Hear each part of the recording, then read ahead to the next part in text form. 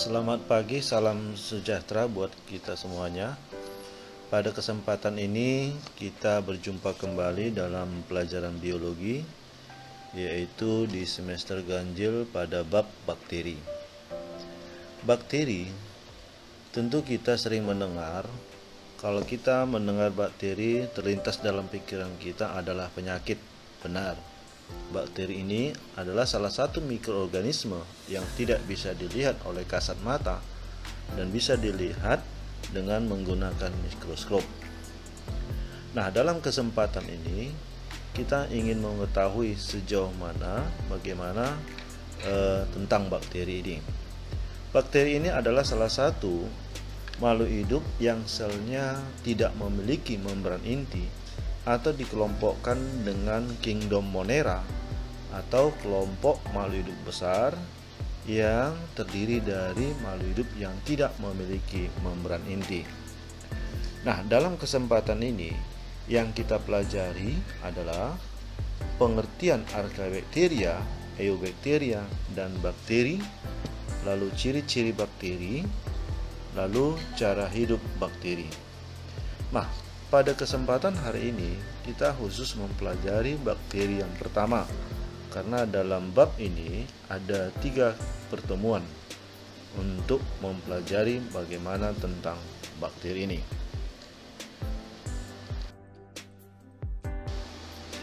Pengertian Archaebacteria, Eubacteria, dan bakteri. 3 istilah ini memiliki pengertian yang berbeda, namun memiliki kesamaan, yaitu selnya tidak memiliki membran inti, sehingga kelompok ini disebut dengan kingdom Monera. Nah, pertama kita memahami pengertian Archaebacteria. Archaebacteria itu dari kata atau dari bahasa Yunani yang artinya kuno. Nah, para ahli menduga bahwa Archaebacteria ini adalah sel yang paling sederhana atau sel awal yang memiliki sifat prokariotik atau tidak memiliki membran inti. Dan Archaebacteria ini memiliki habitat yang ekstrim atau mirip seperti kehidupan awal di muka bumi, sehingga para ahli memperkirakan bahwa Archaebacteria ini merupakan cikal bakal kehidupan makhluk hidup berikutnya. Nah, perhatikan gambar Archaebacteria.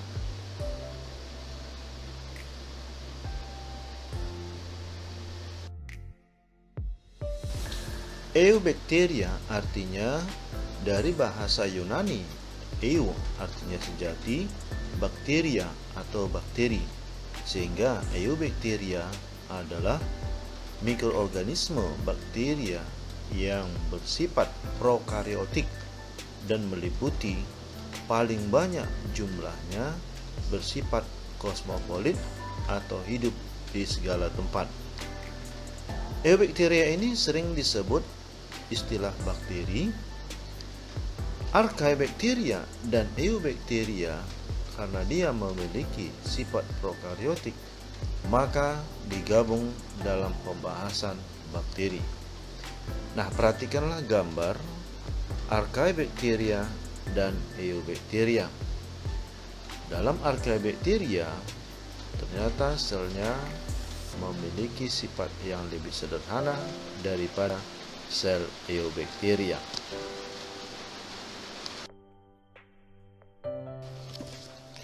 Sedangkan bakteri dari kata bakterion artinya batang yang berukuran kecil, di mana bakteri ini dikategorikan unicellular prokariotik.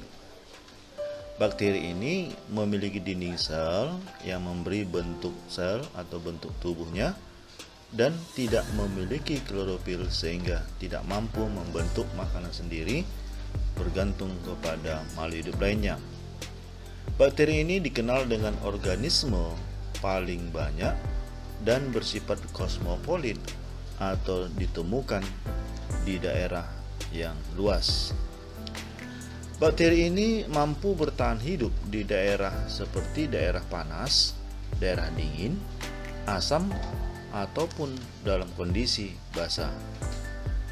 Organisme yang paling awal hidup secara evolusi, maka bakteri ini bisa dikatakan makhluk hidup yang bakal mengalami perkembangan secara evolusi. Bakteri ternyata terdiri dari Archaebacteria dan Eubacteria. Bagaimanakah ciri-ciri bakteri? Perhatikan poin-poin penting. Bakteri berdiameter 0,5 sampai 5 mikrometer, di mana 1 mikrometer sama dengan 1/1000 meter atau 1/1000 milimeter, sehingga bakteri ini dapat diamati dengan mikroskop cahaya. Bentuk bakteri ternyata bervariasi. Perhatikan gambar, ada yang disebut dengan koki, yaitu berbentuk bulat, ada yang berbentuk bacillus atau bacilli, yaitu berbentuk batang, sedangkan bentuk-bentuk lainnya bisa kita perhatikan, ada yang bentuk seperti benang, ada yang bentuknya seperti koma. Nah, amatilah dengan baik berbagai macam bentuk bakteri. Struktur sel bakteri. Sel bakteri terdiri dari bagian-bagian penting. Yang pertama, kapsul atau lapisan lendir yang bertindak sebagai pelindung bakteri, di mana kapsul berupa lapisan yang lebih tebal pada bagian dinding sel, sedangkan lapisan lendir merupakan lapisan yang tipis. Kapsul secara khusus untuk melindungi dari antibiotik dalam tubuh inangnya, sehingga kapsul ini pada umumnya dimiliki oleh bakteri yang bersifat patogen. Sedangkan bakteri yang memiliki lapisan lendir secara khusus untuk menguraikan zat-zat makanan, sehingga makanan akan berlendir. Dinding sel memiliki peptidoglikan yang berperan sebagai senyawa khas untuk mengklasifikasikan bakteri. Dan sebagai catatan, Archaebacteria ternyata tidak memiliki peptidoglikan, sehingga merupakan perbedaan antara bakteri dengan Archaebacteria. Membran plasma atau membran sel sebagai pintu masuknya zat atau berperan sebagai mengatur pertukaran zat. Mesosom adalah berupa tonjolan membran plasma ke arah dalam yang bertindak sebagai penghasil energi melalui proses respirasi. Sitoplasma berupa lapisan atau cairan yang terdapat di dalam sel yang bersifat koloid, tempat terjadinya reaksi metabolisme sel. Sedangkan ribosom merupakan organel yang jumlahnya lebih dari satu, merupakan tempat sintesa protein.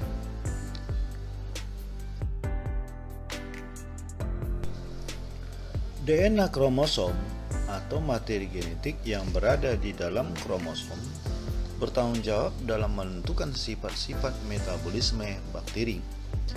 Plasmid berupa materi genetik non-kromosom yang bertanggung jawab menentukan sifat tertentu seperti patogen, fertilitas, dan kekebalan.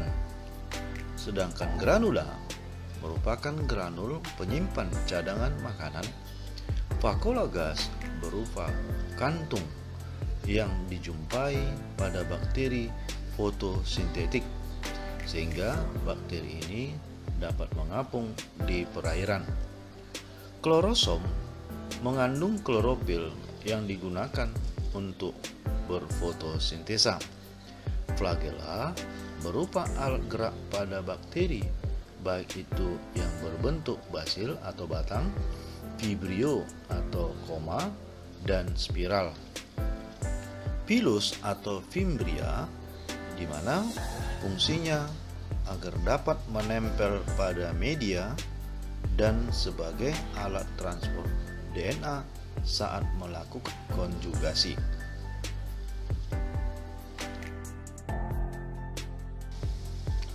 Jenis flagela pada bakteri. Perhatikan tabel berikut. Ada beberapa tipe flagel bakteri. Yang pertama, atrik, yang artinya bakteri yang tidak memiliki flagel. Monotrik, satu flagel di salah satu ujung sel. Lopotrik, bakteri yang memiliki sekelompok flagel pada salah satu ujung sel. Amfitrik, bakteri yang memiliki satu kelompok flagel pada kedua ujung selnya. Sedangkan peritrik, bakteri yang memiliki flagel di seluruh permukaan sel.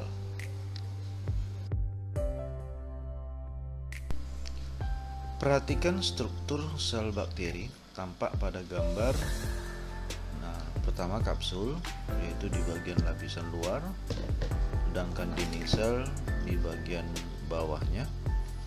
Lalu membran sel, yaitu di bagian bawahnya juga. Lalu materi DNA, pili, nukleid atau juga sama dengan DNA-nya atau materi genetik, sitoplasma atau cairan sel, flagella yang bertindak sebagai alat gerak, plasmid berupa lingkaran DNA kecil, mesosom yang bertindak sebagai tempat penghasil energi, sedangkan butiran-butiran halus itulah ribosom yang bertindak sebagai tempat sintesa protein. Bakteri gram positif dan bakteri gram negatif berupa istilah untuk membedakan jenis-jenis bakteri. Hal ini diungkapkan oleh Hans Christian Gram yang tujuannya untuk membedakan bakteri gram positif dan negatif berdasarkan ketebalan peptidoglikan.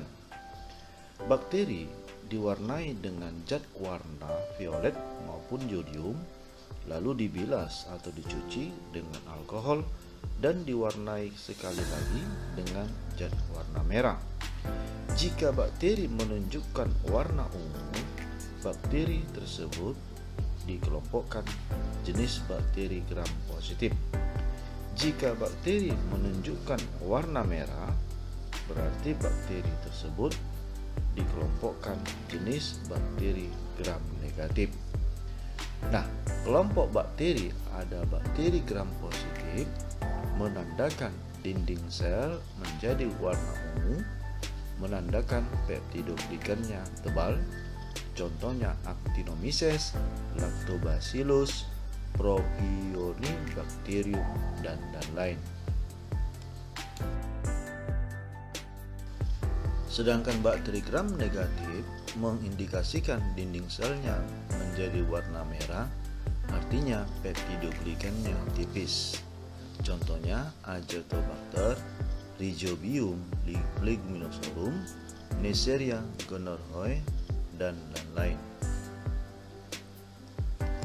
Nah, perhatikan gambar perbedaan bakteri gram positif dengan bakteri gram negatif. Yang di sebelah kiri adalah bakteri gram positif dan di sebelah kanan adalah bakteri gram negatif.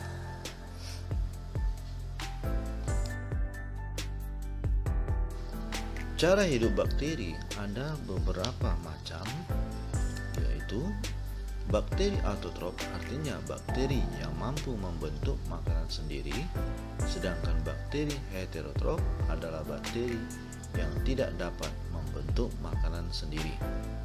Bakteri autotrof ada dua kelompok besar. Yang pertama, bakteri fotoautotrof, yaitu bakteri yang mampu membentuk makanan sendiri dengan bantuan sinar matahari. Sedangkan bakteri kemoautotrof adalah bakteri yang mampu membentuk makanan sendiri dengan membutuhkan energi kimia. Sedangkan bakteri heterotrof terdiri dari bakteri saproba atau bakteri yang berperan sebagai pembusuk Sedangkan bakteri parasit adalah bakteri yang bergantung pada inangnya. Sedangkan bakteri mutualisme adalah bakteri yang membentuk interaksi dengan organisme lain yang menunjukkan saling menguntungkan. Bakteri aerob dan bakteri anaerob dibedakan berdasarkan kebutuhan oksigen untuk menghasilkan energi.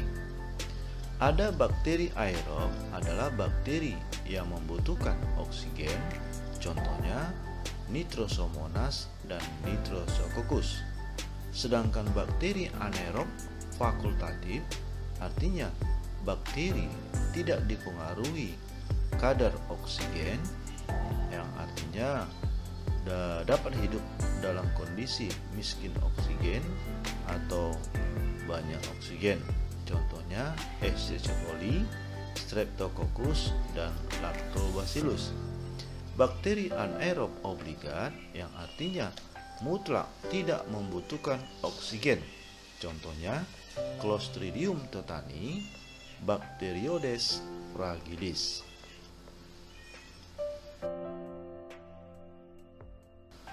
Demikianlah pembelajaran kita hari ini untuk bakteri pertama.